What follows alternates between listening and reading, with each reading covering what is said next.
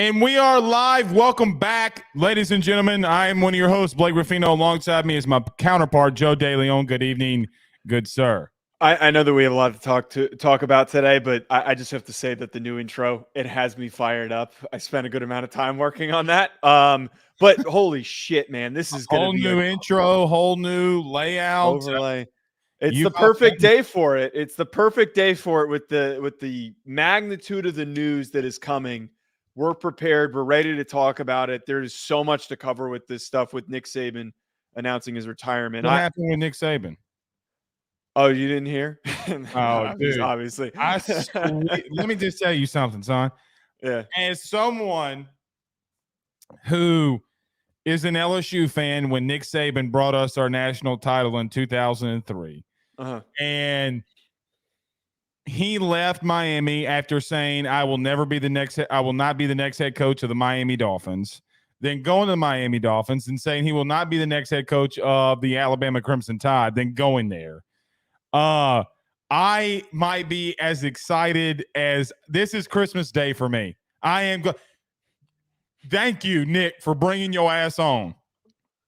What? We should have known when he bought that house in Florida that he was leaving. Well, yeah, there were a lot of subtle hints. I mean, like the initial gut reaction. I mean, he's the greatest coach of all time, and this is a well-deserved retirement. I don't think there's ever been anyone that's earned it more than him with the with the magnitude and the impact that he's had for this Crimson Tide program and has turned them into what was a behemoth. And we're going to talk about all the inevitable candidates that are going to get brought up. It sounds like you've got one guy who you think it's a slam dunk lock for it to be. Not really. My whole point, though, there are so many options for them. I tweeted this out. They are the only program in my eyes right now in 2024 that can make a phone call, offer a check, and they can get almost anybody they want, except maybe for a couple of names that have, ties to having played at certain schools. Well, I don't think that they could get anybody they wanted. I don't think they could get Kirby. I don't think that they can get Brian Kelly. That's my point. I don't think that they get – I mean, I do think that they could get Sark. I do think that they could get Kiffin. I think that there's only maybe a Ryan Day if they ever wanted to go that avenue, even though that they want. I do think there's only a specific number of coaches that they can call or cannot call, right? Which we will discuss. But listen, again, and LSU fans are going to kill me over this, but I'm just going to tell the truth. Joe, the first part of this that we'll talk about Saban in his retirement, he is the greatest head coach of all time. I think that we need to spend time in talking about him going 292, 71-1 in his college coaching career. He's got 7 national titles, 11 SEC titles, and in the modern era. This wasn't like when Bear Bryant did it, and was able to use swimming scholarships to get football players on his team. He did it in the modern era. The truth is, whether you like him, love him, or hate him, you could say that he ran the Death Star. You can call him Satan for all I care. He is the best college football head coach of all time, and that's where we'll start. Yeah, and the criticism that Saban gets is just when somebody's at top, on top, and somebody is the best at what they do. There's going to be a lot of people that are jealous. There's going to be a lot of people that don't like the way that he goes about it. But at the end of the day, he's done it right. He's gone mostly unscathed without having really anything majorly negative about his time as a head coach. And he has produced some just tremendously talented football teams. It's not like he's going out there and he's just coaching good teams. He's put out some of the most talented, explosive, and gifted athletes into the NFL. He's put together and coached some of the best Heisman Trophy winners that we've ever seen. His impact on the game of football has been tremendous because every single time something has changed with the game, he has changed with it, and he has set that new standard. So listen, not even an hour into the news, 5-star wide receiver Ryan Williams has already decommitted from Alabama. Oh, shit. So it has begun. They got to move quickly. They can't, this is not early in the process for them to go get somebody. Pete Thamel put out a tweet of some buyouts. We'll talk about coaches that will replace And Joe, if we have time, we'll talk about Hugh Freeze saying that he'll call plays for Auburn next year, and Ohio State is looking for their next offensive coordinator. Right. We'll touch on that. Oh, and by the way, LSU absolutely dunked on Texas today by going and getting Bo Davis, which we will add. Yeah, the Bo Davis news was great, man. That is huge to go and get the best defensive line coach in the country right now. I find it so funny. My timeline before the Saban news for a good hour was Texas nothing but Bo Davis. No, but it was a lot of screenshots of Texas fans saying, "Oh, he was overrated anyways," and then there were old tweets of those same people saying that, like, we've got the best defensive line in the country, we've got the best defensive line coach in the country. The denial that Texas fans are having right now, it's pretty lame. Just congratulate the guy and let him move on. But that's a huge get for LSU. We will touch on that at the end of the show as well. Cayman, this is the Ruffino and Joe show. We will be live on AYS immediately following this show. So, Joe, let's waste no time. Let's get into it. Let's talk about the Saban era and who they can get to replace him. How shocked you were, how shocked maybe you're not. We'll touch on. But everybody do us a favor by hitting the like and share to all those social media groups. If you're on Facebook, share to those SEC groups, LSU groups. If you haven't told anybody about Ruffino and Joe show, why haven't you? What have we done to you for you not to tell them? I mean, you are literally not telling your friends about the best college football show in America. If you're on YouTube, like, subscribe, notification bell, and wherever you listen to podcasts, rate, review, and subscribe. Let's talk about our good friends over at betonline.ag. Don't go anywhere. We talk Nick Saban retiring next. BetOnline is the fastest and easiest way for you to wager on all of your favorite sports, contests, events with the first-to-market odds and lines. Find reviews for all the news for each league, including Major League Baseball, NFL, NBA, NHL, combat sports, college sports, esports, and even golf. BetOnline continues to be the top online resource for all of your sports information for live in-game betting, props, and futures. Head on over to BetOnline today and use your mobile device to join and make your first sports bet. Use our promo code BELIEVE50, that's BELIEVE50, BLEAV 50, to receive your 50% off welcome bonus on your first deposit. That's betonline.ag, betonline.ag. We're back. A lot of teams in the SEC saying that right now. Maybe not Texas because of the news that Nick Saban is going to retire and he's leaving as the head coach for the University of Alabama. Joe, let's waste no time. Let's get into it. Mm-hmm. In case you missed the news today, Alabama head coach Nick Saban announced that he would be retiring from the University of Alabama. He would be retiring as a head coach. Going on, and look, Joe, we talked about this in the open, but I'm going to go ahead and say it again for those who are just joining us and coming into the show. Nick Saban is the best college football head coach of all time. More than Bear Bryant, more than anybody, he is the pedestal that every head coach or every coach tries to climb to catch. He was 292, 71-1 as a head coach at LSU. He was at Michigan State, and obviously at Alabama. Won 2 national titles at 2 different schools. Look, I will be real with you.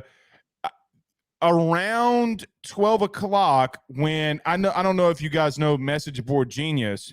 Yeah. But they tweeted, somebody on some message board had put out like, hey, man, I have a cousin on the team at Alabama. There's a players only meeting at 4 p.m. Most people think that Saban is going to retire. And I was like, dude, Joe, I'll be real with you. I was like, this is just some BS, and then all of a sudden it became real. So made some quick phone calls. I had a really good friend of mine, really, really, really good friend of mine that's on the staff at Alabama, confirmed the news that it was true. And then he had told the team that in a very sincere way, and I think in a very humble way, that it was his time, that he was going to be retiring and stepping down as the next head coach at Alabama. Shocked? Yes. Shocked? No. because he did send out subtle hints. He bought a beach house out there in Florida. He had been doing some things. Chargers, okay, are now not being made anymore, so he can't go buy recruits Chargers like he used to in the past. That's just a subtle recruiting joke. Okay. Get over yourself. But Joey's the best head coach of all time, and the sport will miss him. But look, Saban has been saying things for a long time. He didn't like the expanded playoff. He didn't like NIL. He didn't like the transfer portal. He would utilize them, but he didn't like it. And to some extent, I do think it kind of, I don't want to say ran him out, but I feel like with everything going on, Saban was like, look, man, it's my time. It's time for me to head home. Yeah, I'm sure that there's a possible argument that maybe he decides to retire a season sooner because of all of the extra added stress that comes into play now, having to manage the personalities, having to manage the money that is being shared amongst these players and being given to these players. It's a very complicated game right now. And I'm not saying that Saban dips because he doesn't want to have to deal with that, but I'm sure that it factored in that it is now a far more complicated job than it's ever been. And I believe Saban has been one of those coaches that has talked about with the transfer portal era right now that his coaches don't even have any days off. His coaching staff is barely off, and it's really weighed on a lot of coaches in the industry right now. And I'm sure that part of it is factored into this, but generally I'm a little surprised because I would have thought that maybe he would have run it back one more season to see if he could get in that position to win one more national championship. I thought that next year made the most sense because a good amount of this team was coming back. There was a lot of really young, true freshmen who contributed for this team that made that run to the playoff that you would have assumed, okay, let's let these guys grow. And then we made the playoff with the young guns. Next year is really going to be the year that we win a national championship. But I guess that for unknown circumstances that we maybe don't even know for 5 or so years until he writes a book or does a documentary that we really find out why he decided to retire when he does. But as you said, shocked but not shocked. Well, I will say that it would not surprise me if ESPN offered this man like $15 million a year to be on College Game Day. He was already on the Pat McAfee show, which Pat is – go ahead. Well, I mean, I'm just going to say, like, okay, Nick Saban, amazing coach, but, like, how interesting of a personality is he? He's not Lee Corso. Like, if he replaces Corso, I don't know that they can't go find somebody who's a little bit more entertaining because he's pretty dry. Yeah, I mean, he is pretty dry, but, Joe, I will tell you, having Nick Saban on that panel, they will do that. I mean, It's Nick Saban. So, yeah. I mean, it just would not surprise me. What another thing that I think about here too, Joe, is this. Is just the legacy that he leaves. I mean, look at the coaching tree that he has. All right. I mean, look how much he's meant. How much he's meant for the sport. And I will always, as much as I've hated him throughout the years, being an LSU fan, he brought LSU to relevance. I mean, he was the first coach in the country that got paid $1 million to be a head coach when LSU brought him in. He won them their first title, obviously, his first time in the SEC. And I will never forget him. I mean, he turned LSU, as an example, and into what it is. The Alabama-LSU game has been a pinnacle and a staple for most college football fans for a long time. This, Joe, though, does send a ripple effect, okay, throughout the entire sport. And I did see something, though, that I did want to mention before we talk about potential candidates, though. Uh-oh. So Alabama fans are melting right now, and rightfully so. Somebody said on Twitter or X, whatever you want to call it, said that Jalen Milroe said that he will be returning next year, and that's when Nick Saban said he would not. I had somebody said that when he told the team that he was retiring, the lank thing, that's now all over the place. Right. That he walked up to Milroe and said, Lank, let a naysayer know, is what apparently that he had said. I thought that was funny. I also had somebody texted me and they're like, Tommy Rees sent Nick Saban into an early retirement, which I thought was pretty funny. Just to add in though to his legacy, and also what this means for college football. I don't know if we're ever gonna have a head coach that does this again, that goes the entirety of their career or their time at a particular university, and outside of his first season, doesn't have a single down year. They were dominant every single year. His worst years were when they won 10 regular season games. That was it. Those were his worst seasons. It is unreplicable. And some that know the history of college football, like I look back at like Bear Bryant, he didn't end his career as gracefully. He did not. He got beat by Auburn badly and go ahead. Tragically passed away right after he had retired, right?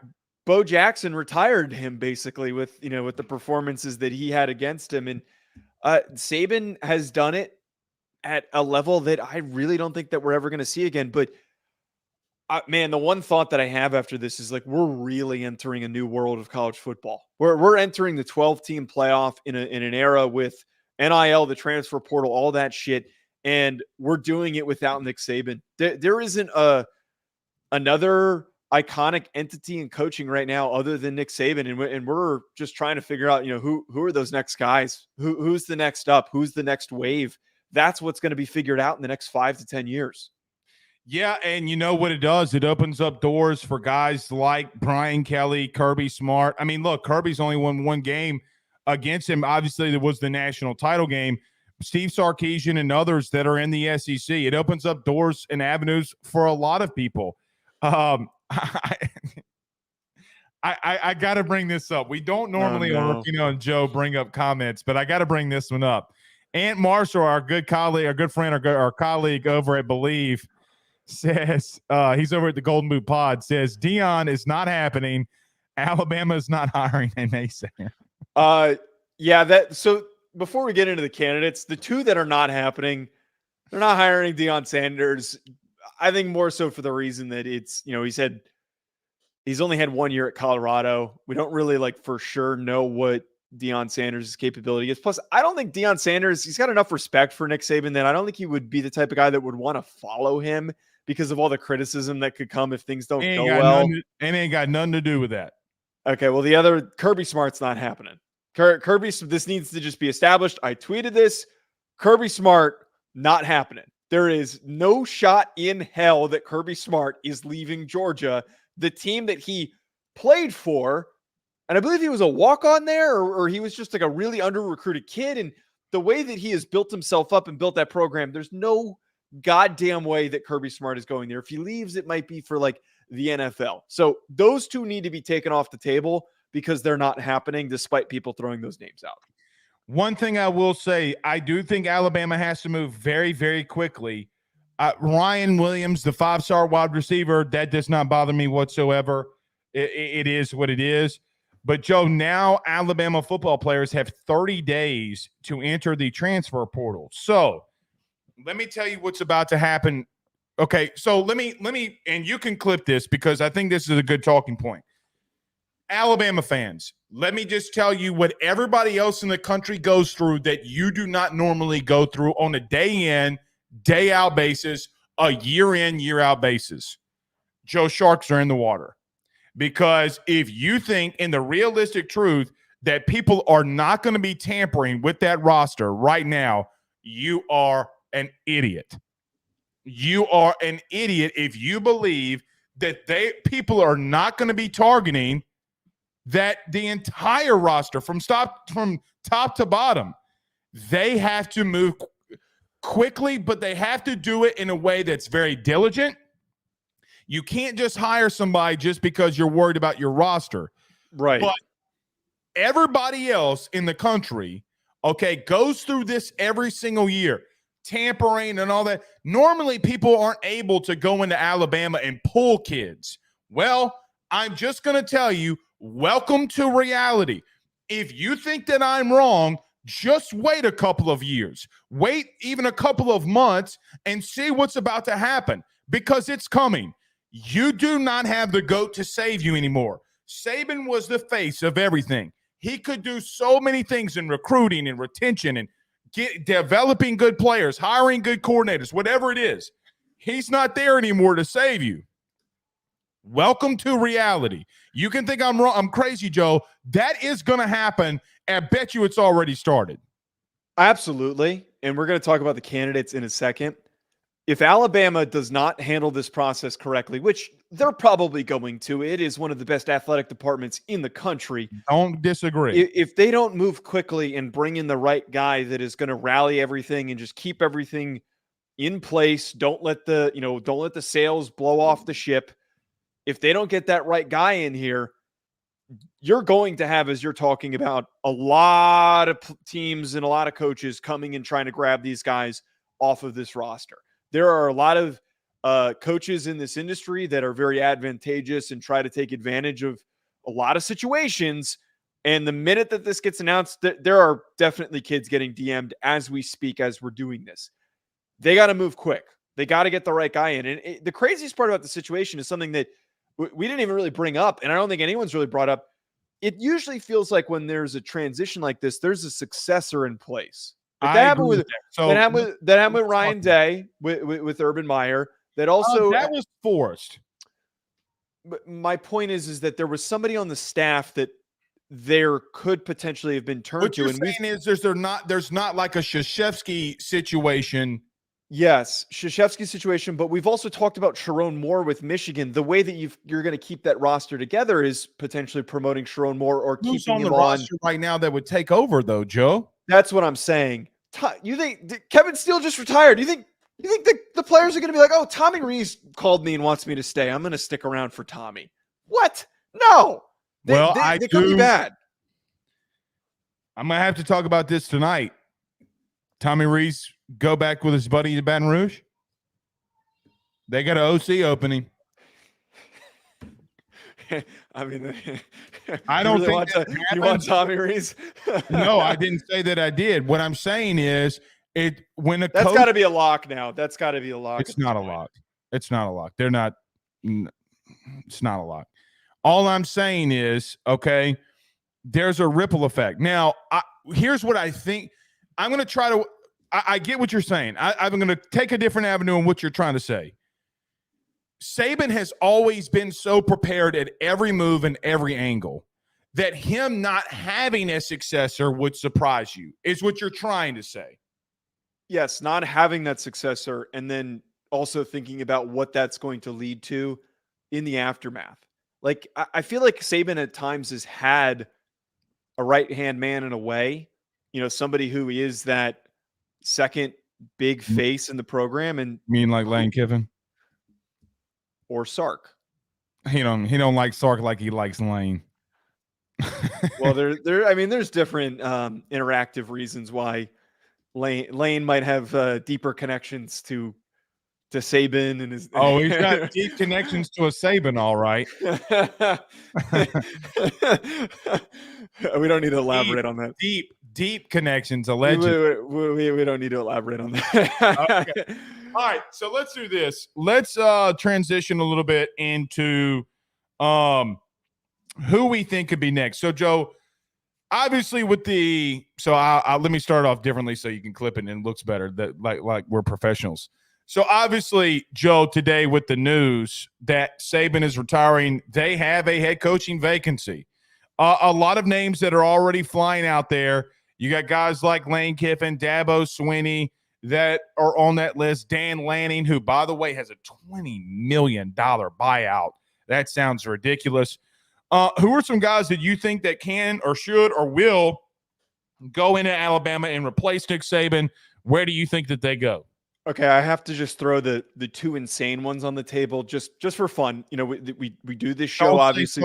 Don't say something stupid. I'm going to say something stupid. These are not going to happen, but these are obviously the fun ones that would be exciting. And Jones.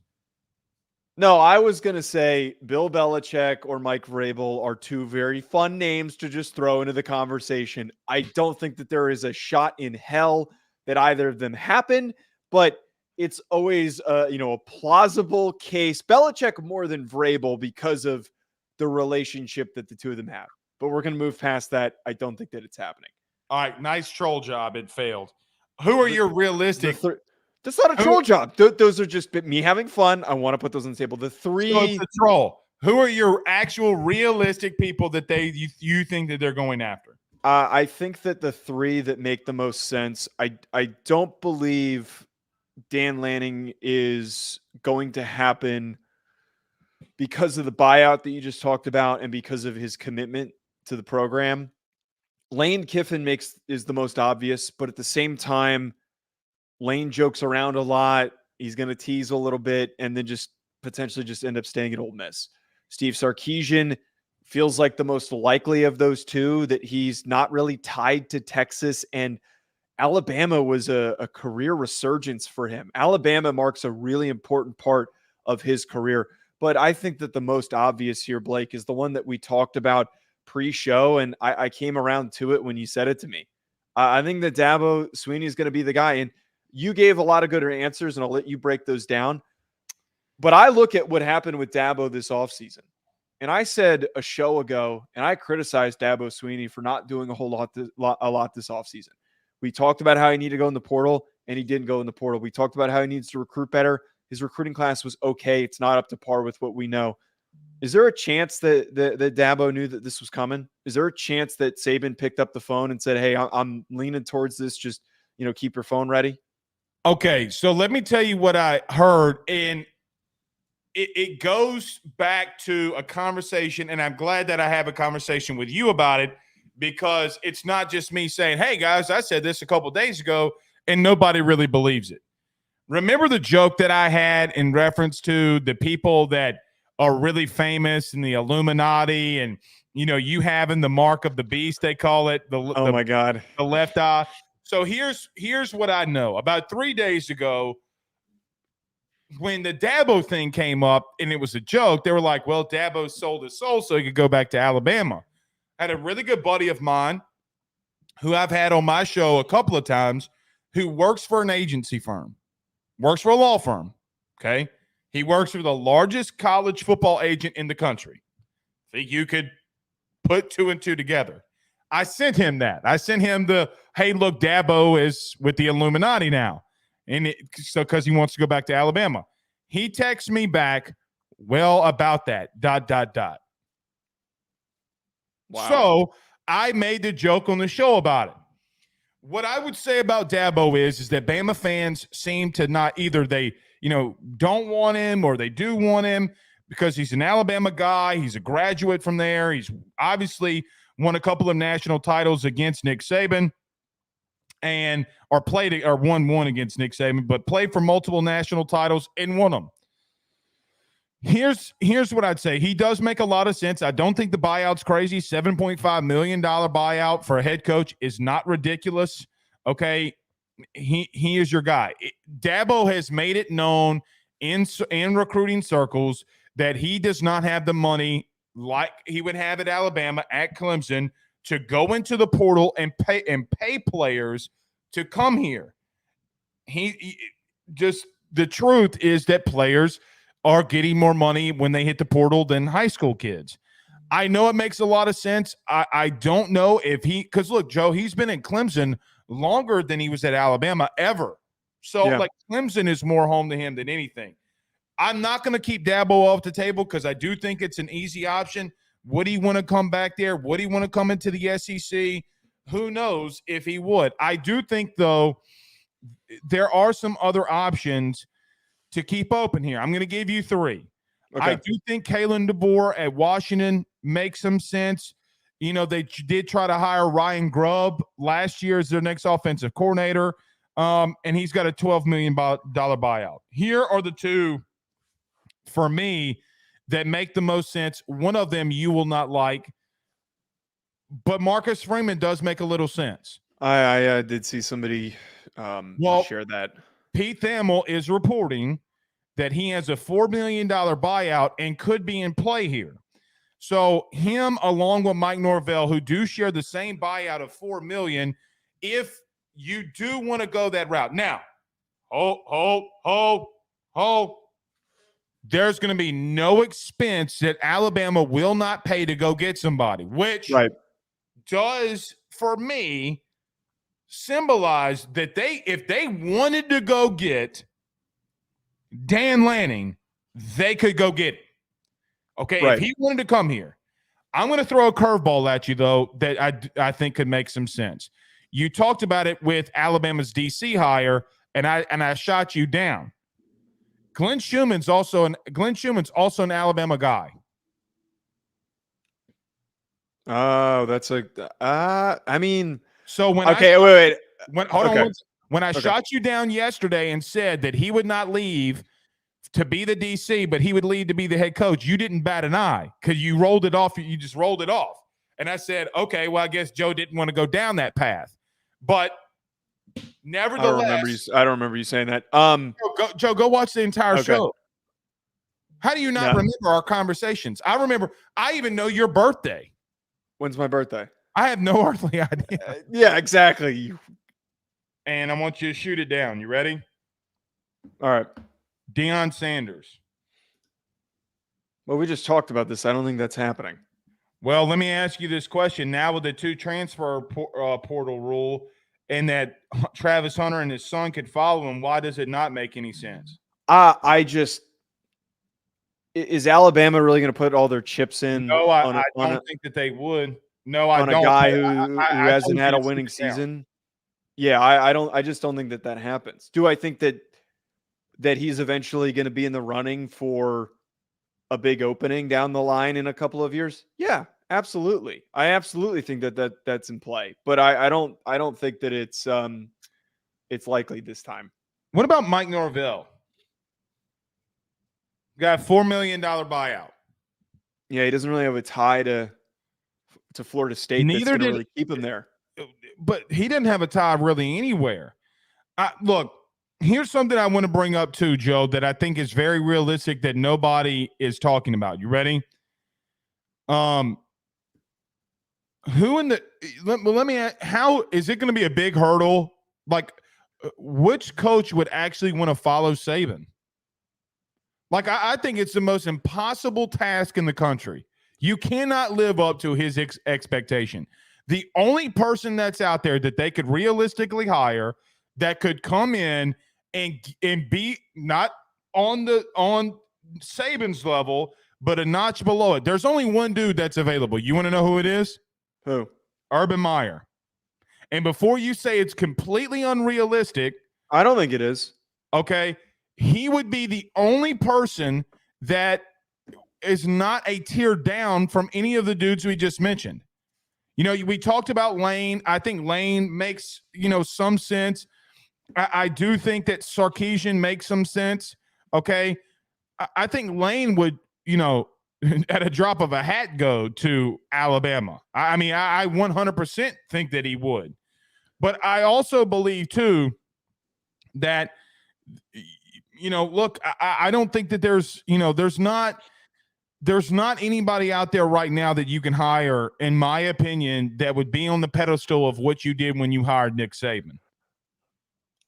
I agree with that. I didn't even think of Urban Meyer, admittedly, which is, he's the easy go-to whenever any of these openings happen. But yeah, I think that Urban Meyer is going to come into the conversation. I'm sure that his agent is probably trying to see if he can get him into the mix for this job, because it's the job of all jobs. And as you're talking about, yeah, he's the only guy that we know that has stepped into 2 different programs, has immediately risen the standard, and then in a short period of time brought them back to national championship prominence. And you already have a national championship winning culture.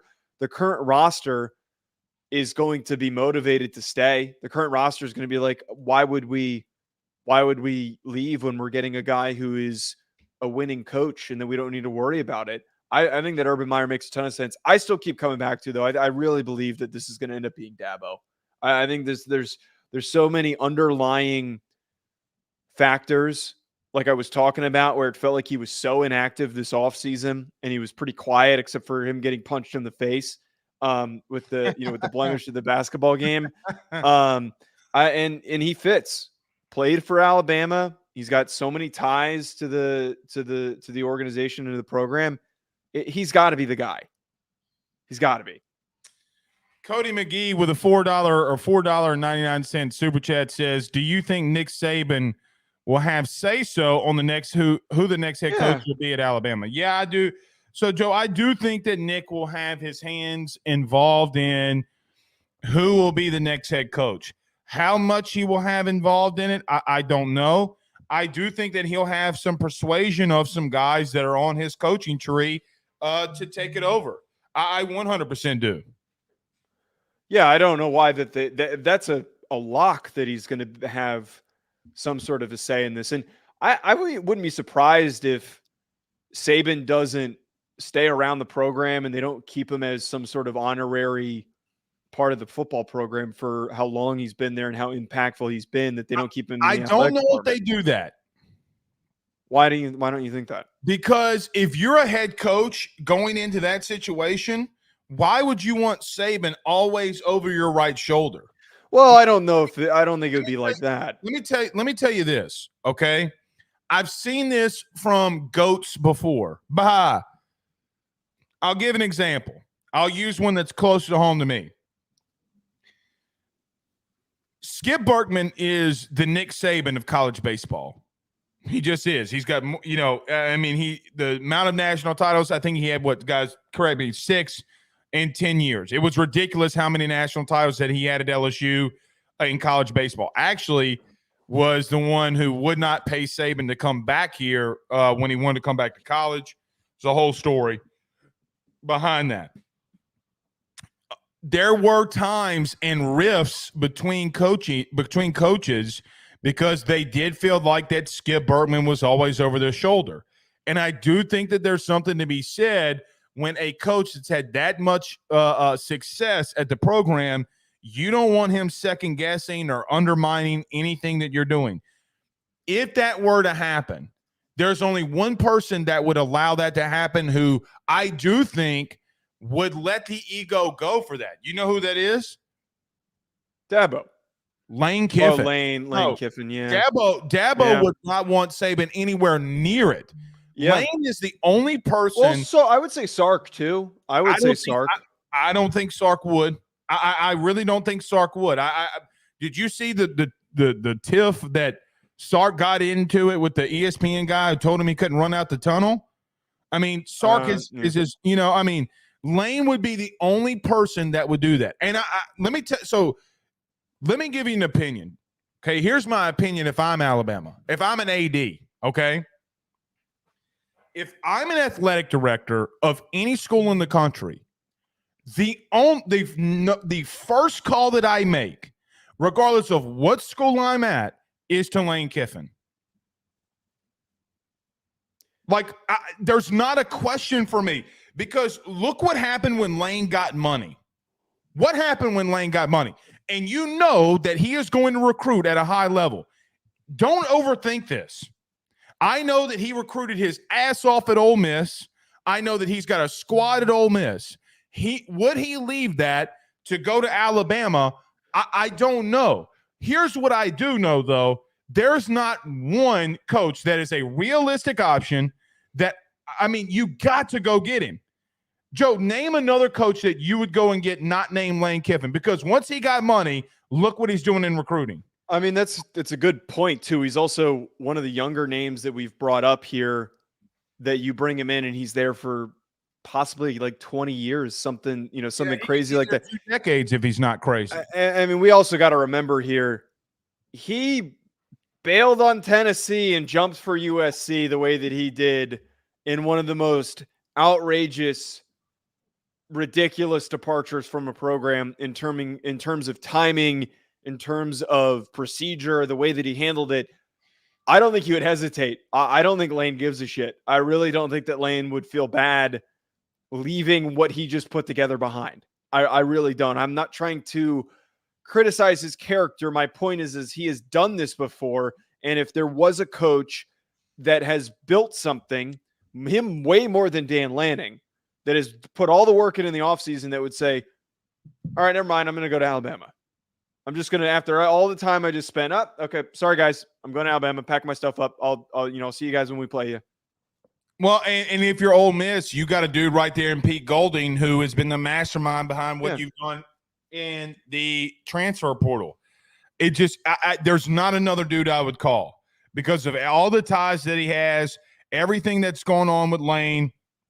I think that he would get immense amount of talent to Alabama. And look, man, over the last 3 years, he's had 10 win seasons. He's had 2 10-win seasons. He had an 11-win season this year. And he's about to have another one. I mean, the truth is he is going to have another one next year with the roster that he has. Before we move on, Joe, let me get to this because Terry Saban, his wife, Nick's wife, has made a statement here through the Nick's Kids Foundation. She made a statement before him? No, she made a statement 16 minutes. Oh, yeah, she did.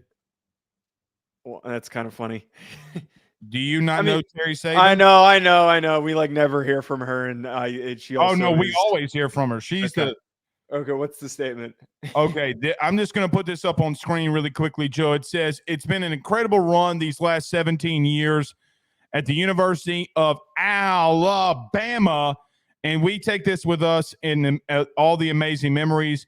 We hope that the Saban legacy will be about helping others and making positive differences in people's lives, as well as winning tradition on the field. Our Nick's Kids Foundation will continue to help children, student, and teacher causes in the state of Alabama. The rules for the game of football may change. That's a key thing. I want to come back to that.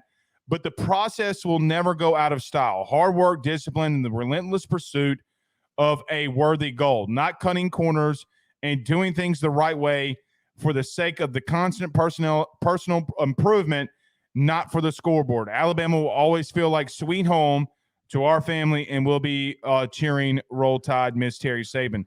There's one key thing that she just said here. What do you think that is? Out of everything that she just said, what do you think the biggest thing she just said was? The rule change thing, but I don't know if it's that deep. I think it was. Oh, it's that deep. Let me tell you something, big dog.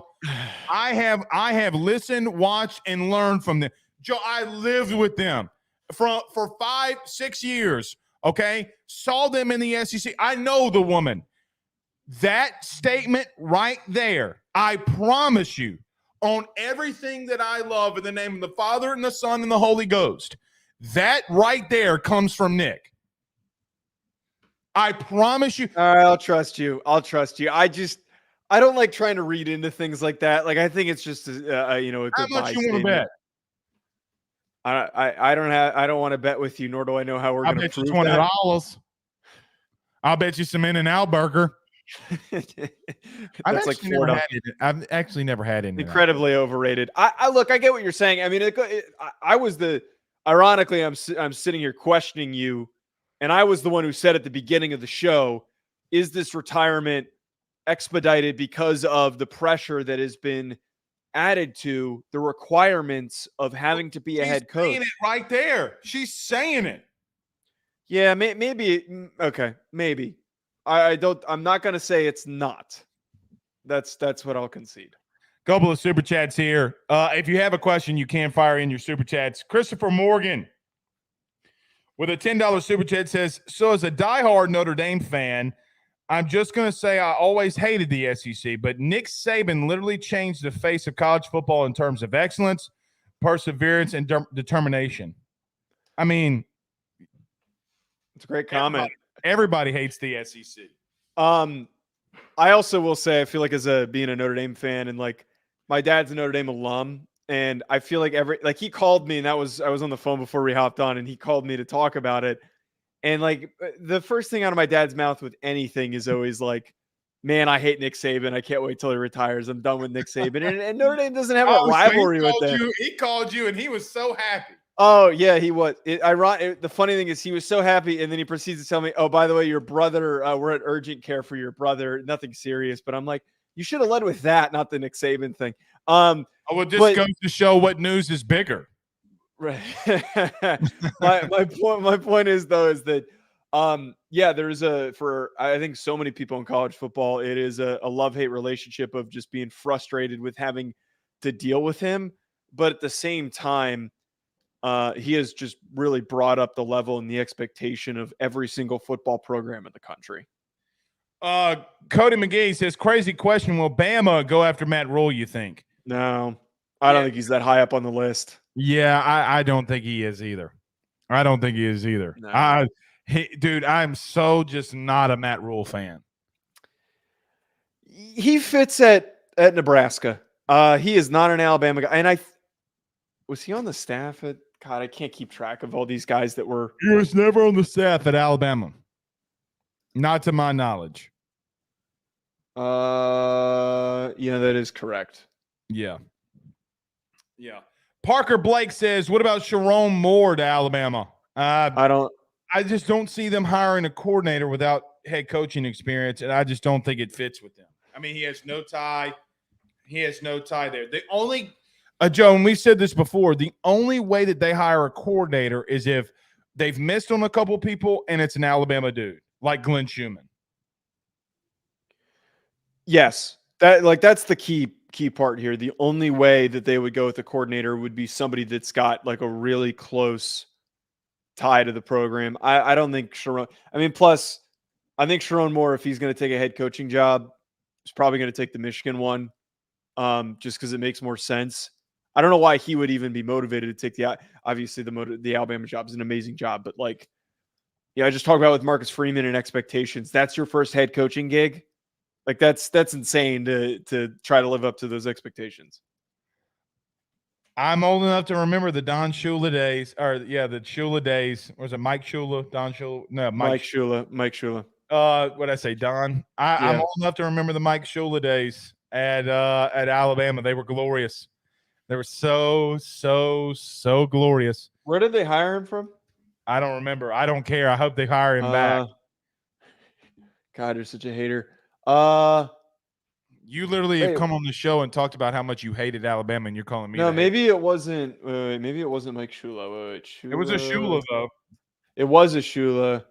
No, it was Mike Shula. Yeah, it was Mike. Why isn't it on his? Oh no, here it is. Alabama head coach. He was hired as the Miami Dolphins quarterback coach, but he played at Alabama.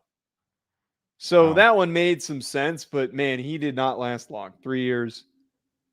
I don't think it matters. All right, one more thing before we move on, because we do got some other topics we got to talk about. I got one more coach I want to throw your way. Say some dumb shit. Jimbo Fisher. No. There's Fisher. No. We can't, Blake. We can't do this, man. We can't. Jimbo I can't do this. Fisher. I can't do this. I'm not going to let you do this. Jimbo was a great coach at Florida State. There is Jimbo Fisher. There is no goddamn shot that they hire Jimbo Fisher after getting unceremoniously fired at Texas. He just got fired for not being a good coach. They're not good. That would cause an uproar from Alabama fans if they hired him. Oh God, it's so great. All right, let's do this. Let's talk about our good friends over at Home Field Apparel. We'll come back. We got some more coaching stuff we need to talk about. Auburn, LSU, and Ohio State. We'll do that next. Don't go anywhere. Stay with us. Ruffino and Joe Show is brought to you by Home Field Apparel, which is the best, without a doubt, premium collegiate apparel brand that is out there. They have over 150 different colleges that you can choose from, whether you're an Illinois fan or a Rutgers fan, maybe you're an LSU fan like Blake, or maybe you're an Alabama fan, whatever it is, even Idaho. They have so many different designs for so many different football programs that I can guarantee you're going to find some great stuff to help root for your favorite team. I've already gotten my Notre Dame stuff. Blake has his LSU stuff. Make sure you head on over to homefieldapparel.com to check out your team's collection of clothing apparel that they have on the website. And when you do so, when you check out, make sure you use promo code Ruffino Joe to get 15% off your order. That is RUFFINO, Ruffino Joe. Head on over to homefieldapparel.com and get your college gear today. Is Ben giving his pick? So we have it's such a great day that Nick Saban has retired. You can clip this. That we've called the Avengers. Who are you? I'm Spider. No, you're Captain America. No. I am Thor. Hear me roar. Is Ben the next head coach at Alabama? Is he going to be the next head coach? Hey, let me ask him. Ben, are you going to be the next head coach of the University of Alabama? Yeah. Oh. Okay. I guess it's that simple. That's simple. All right, Daddy's on a show, dude. You got to go. Here, look. Excuse me, Thor. Hey, come here. Grab the hammer. Dude, kids are awesome. Yeah. All right. Let's get back to it. Got a text message that I did not read during the Nick Saban thing. Okay. It goes a little something like this. And listen, I want to make this known. I have not run this down. I'm going to say it anyway. Nick Saban has signed off on his replacement that could be announced within the next 72 hours. Oh, shit. It's Dabo. Dude, it's Dabo. Come on, man. It's I Dabo. think it's Lane. It's one of the two. I don't think it's Dan Lanning. I saw that. He was the first name brought up. I do not think that it's Dan Lanning. I don't either. All right. Let's get to a couple more of these things. Joe, do you want to know who the happiest fan base in the country is? Auburn. The Auburn Tigers. Nick Saban is out. Hugh Freeze set to call plays. Joe, Hugh Freeze announced a couple of days ago that he will be calling plays or offensive plays. Dude, I got to admit, I love it because he's a great play caller. What was your first thoughts when you heard the news? Yeah, I mean, this was buried during the national championship run, but their offense was good this year, and there were a lot of limitations. But I honestly was shocked that he wasn't calling the plays from the jump. I was really shocked that was not a decision coming in that he would be calling the plays. And I don't know if that was just a responsibility standpoint of not wanting to overwhelm himself, but the guy is a brilliant coach. He is a brilliant recruiter. He is a brilliant offensive mind. I think that this is the right decision to go to it. And part of the reason why I was surprised by this, though, and why I thought that he should have already been doing it, it's one of those things where you can't go backwards. You know, like you can't, if this doesn't work out in a season, go back and find somebody else, because it's just a really weird roundabout decision, and it's hard to rally and have confidence in a coach who's constantly flipping his mind and flipping his decision making. But I'm glad that he's doing it. It's going to be better for Auburn. I don't hate it in a rebuild, which I think Auburn is in. I will say, though, coaches that normally are in the conversation for winning national titles aren't play callers. Name the last time that a head coach that called plays won an Natty.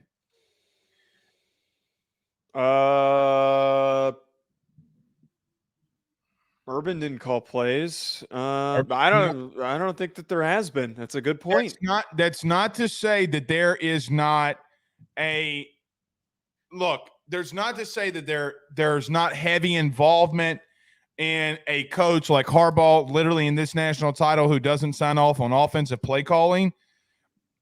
I love the move because I think he's a fantastic play caller, especially in a rebuild. I don't want him doing it more than 1 or 2 years, though. I do think that he's going to have to bring in an OC that can call plays, run his offense, and do things. Now, that's not to say that he can't be the out of the norm thing that happens. But look, a lot of people have criticized a guy like Lincoln Riley for continuously calling plays and not being more of a CEO type. I do think they get instantly better because I think they're going to add really big pieces on the outside at wide receiver. I think they'll get better and continue to get better along the offensive line. I think they got some solid running backs. I do love the move, and I think that defensively they've started to recruit a little bit better. So yeah, I don't love it for a long-term stint. For a year or two, I don't mind it. Yeah, and I think that so that's actually a really good point. Kind of counters what I said earlier of flipping back and forth, which why I'm saying it is I wish he didn't have to do that, but he's probably going to. It's good for the building of this program because you can potentially get, another 10 points per game, 5 points per game average out of this season. You can get more juice, more production out of your offense this year. And as you try to climb towards 8 or 9 wins in 2024, which is your ultimate goal for your second season, it makes you more desirable for portal kids and upcoming recruits to see Coach Freeze is hands-on and Coach Freeze is building an offensive weapon in the SEC, and I want to be a part of that. There's a reason why Lincoln Riley was able to get all those kids to come to USC at first when he first got there. There was a reason why, because they all wanted to be a part of the fireworks that were being created at USC. And the same thing goes for any of these offensive-minded coaches, for anyone who wanted to go play for Ohio State and be there for Ryan Day, and for anyone, any of these offensive-minded guys, everyone wants to go there. All the best offensive prospects want to go there because they want to put up points and they want to get drafted high. I agree. Look, on the offensive side, I think they'll be good offensively. I do bet it does beg the question, though, how focused can you be on one side of the ball and not helping the other? And if I'm not mistaken, he's got a DC to replace too, does he not? Because, oh my God, he coached at Southeastern, my alma mater. Why is his name blanking on me? Ron Roberts is going to Florida. Yes. So, I mean, he's got a couple of things that he's got to replace here. And I do think he's got to go get a good DC. You know what I would do if I'm him? What? I'd hire Cadillac as my OC. I like that. I mean, Cadillac's a great coach. I think I'd put Cadillac there because he could get respect throughout the entire offensive side of the football. It elevates him, to some extent, gives him a role to run some things. Let's see what they do along the defensive side here.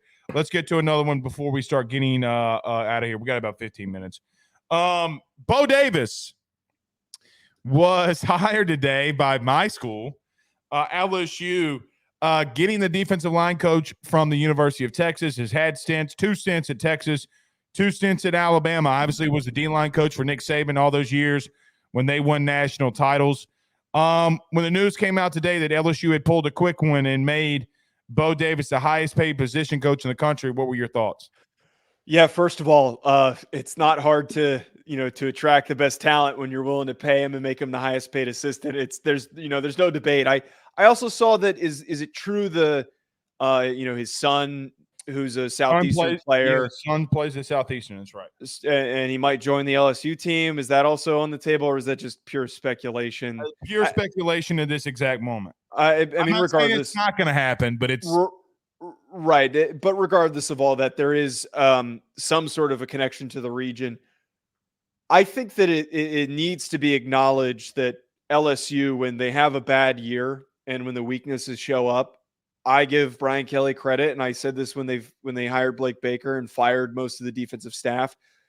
He had a really bad habit of letting bad coaches stick around for too long and bring down the quality of the program, and that is clearly a development for him that he's not messing around. And not only does he fire the defensive line coach that doesn't work out, he doesn't just promote somebody or pull from his tree like a lot of coaches do.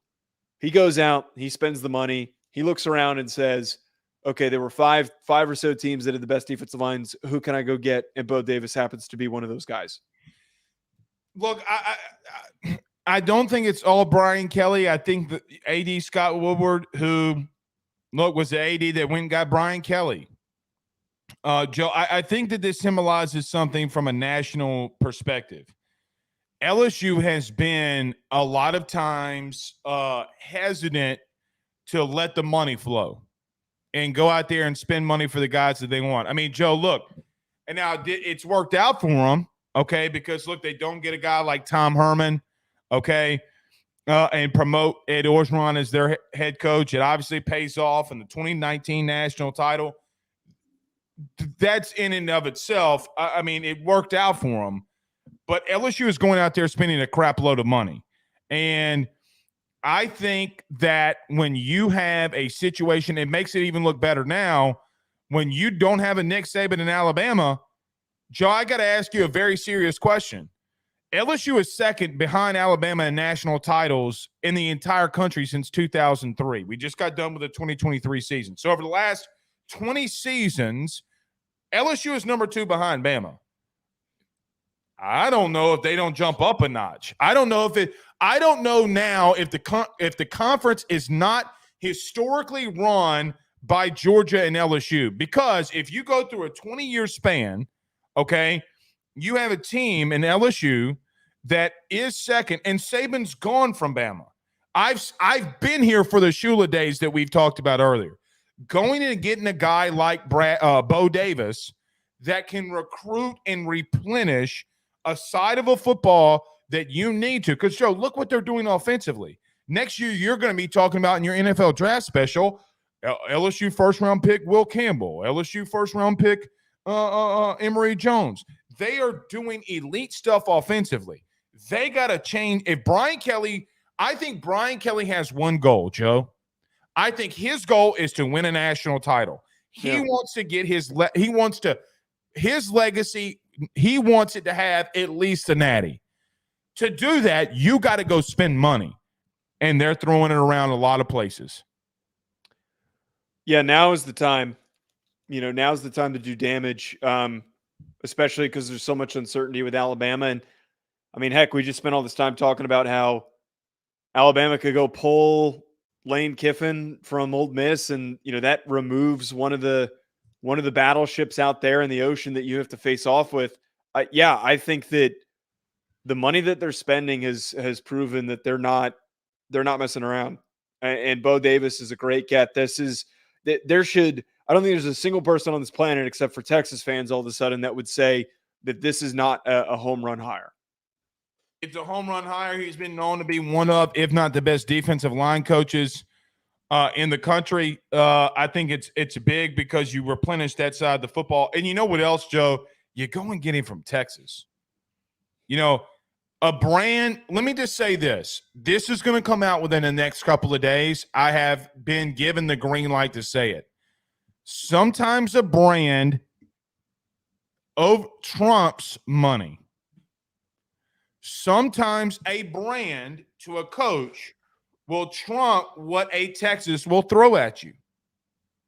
Just saying. I mean, Texas is still a big brand. I'm not saying it's not. But Okay. You're going to have to – here's the truth, though. You want to hear the truth? LSU has more national title appearances in the last 20 years than That's Texas Big 12 title wins. That's fair. So how long are we going to continue to say somebody's a blue blood when you go up against Washington and get your cheeks clapped? That's a good point. Okay. Smacking that ass all night long. Come here, baby. Smacking that ass. We're back. You're way too happy about this because it's Texas. That's the real damn. Smacking that ass. Smacking that ass. All right. Let's move on. Joe, we'll end it with this. Ohio State is going to be, and Ryan Day is going to be replacing their offensive coordinator. I got to be real, man. I don't know where they go here. I think they have a litany of options. Okay. I just don't know where Ryan Day is going to go. Where do you feel like Ryan Day goes for his next OC? Yeah, I think that there's two really good options within the state in Joe Moorhead and Jason Candle. Joe Moorhead at Akron, Jason Candle at Toledo. I think that that's got to be the direction that you go in. You need somebody that has a long history, a developed prowess of calling offenses and being an offensive mind. And I think that either of those options are great. One that was brought up by the Believe in Buckeyes show. I'm not sure if it was Chimdi Chekwa or Brian Browning, but they brought it up on the show of Dan Mullen because of the connections that he has to Urban Meyer, that he has the connections to potentially that program. I just don't think it's likely that Dan Mullen steps out of the booth. He wasn't brought up once for really any of these openings because I don't think he's interested. I think he is enjoying, as I've said, the time he has spent being in the studio and being an analyst. And I think that there's, his son's really good at golf or something, and he's in high school and he just wants to be there for that. I thought Joe Moorhead got a very bad rap when he was the head coach at Mississippi State because, number one, it just wasn't a good fit and they ran him out. I like Joe Moorhead a lot. He's, met him twice. He's a really good guy. I just like Joe Moorhead. He's a great offensive play caller. You know who Joe Brady said that if he ever got a head coaching job, who he would make his OC, right? Who? Joe Moorhead. Really? Yeah, 2-piece in a pod. Basically, I don't think Joe would mind me saying this. You know whose offensive playbook that Joe Brady runs, correct? Is it Moorhead's? It's Moorhead's. He said he changed some of the philosophy so nobody would know, but it's his. So I wouldn't mind Joe Moorhead if I'm an Ohio State fan. I know that there's some rumors out there about Press Taylor from the Jags. He doesn't have a lot of college experience, though. No, it's a different animal. I don't know if the NFL to the college backwards movement doesn't really. I feel like we're kind of past that. I feel like that was such a. Can I tell you something that I think is that nobody wants to admit, but is true? What? The college game is tougher. Well, yeah, because you got to recruit. If you're an NFL offensive coordinator, you're game planning every single week, but the offseason comes around, like it's just the offseason. You've got all these other things, but it's a year-round thing. I mean, Joe, from February to, you might have some things you got to do, but from February to August, outside of some things that you have to be obligated to do, you're not in busy season. No. If you needed to go on vacation or you could go and do it. I hear more and more in today's world, Joe, that coaches want to go, especially young coaches, want to go to the NFL. They want nothing to do with college. I just don't know how much Press Taylor makes sense. I know that there have been rumors about the connection that he has with Ryan Day and their friendship. Doesn't make a lot of sense. I wouldn't mind the Dan Mullen hire. I think Dan Mullen would be because – I just don't think it's going to happen, though. But here's the connection there and why that name gets brought up. It's obviously Urban, clearly. And yeah, let me tell you one thing that I also think Dan Mullen gets a bad rap for. I think Dan Mullen is a wizard. I think some of the plays that he calls makes him look like a damn wizard. Dude, I will just tell you the truth. Every time LSU would play Florida or play Mississippi State, I would cringe because I knew that he was going to do stuff that would hurt us.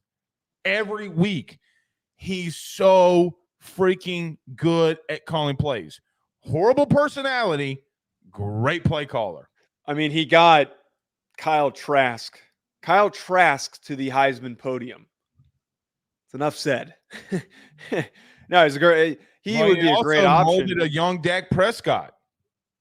Yeah, I just don't think that. I don't think he's going to do it. He's going for a big job if he's coming back. Yeah, I don't disagree with that. I actually like Dan. A lot of people don't like Cousin Eddie, but I actually do like Cousin Eddie. All right. Good week of stuff. We might have another emergency pod, Shit, if they hire the next coach and it's Saturday, we might be back. Yeah, we'll be here. All right. Until then, we'll see y'all soon. Y'all have a good night. Peace.